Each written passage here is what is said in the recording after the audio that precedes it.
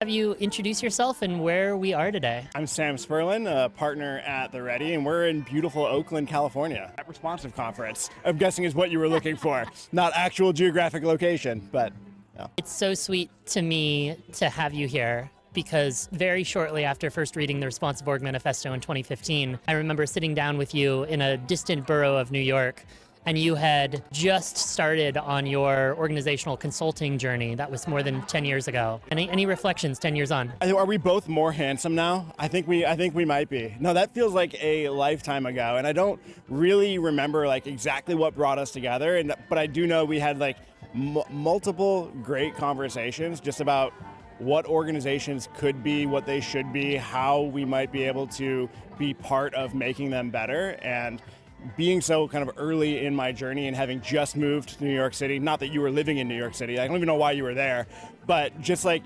connecting with somebody else who cared about this work was really meaningful to me back then. And it's great to be here now, 10 plus years later. You've just come off stage talking about depth finding. Your room was absolutely packed.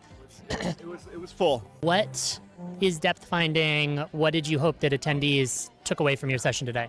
So depth finding is a new framework that we've developed at The Ready to talk about complexity within organizations, to teach some systems thinking ideas.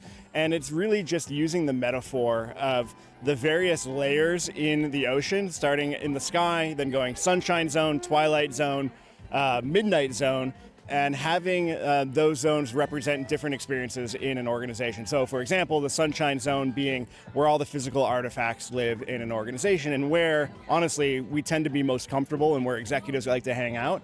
Twilight zone being the how of the work that is happening within our organization, and then the midnight zone being that individual experience of how we are experiencing what it is like to be in our organization. And all I wanted people to get from the session is some exposure to the idea and honestly to get them interacting with it a little bit. It's a brand new thing that we've developed at The Ready, so it's still kind of going through its paces, and the more that people interact with it, the better I understand it and see how it can be used as well. A lot of people at Responsive Conference are figuring out their role in work in this future of work we find ourselves living in. This thing that we said 10 years ago, the rate of change continues to accelerate, is now fundamentally true, and people take it for granted.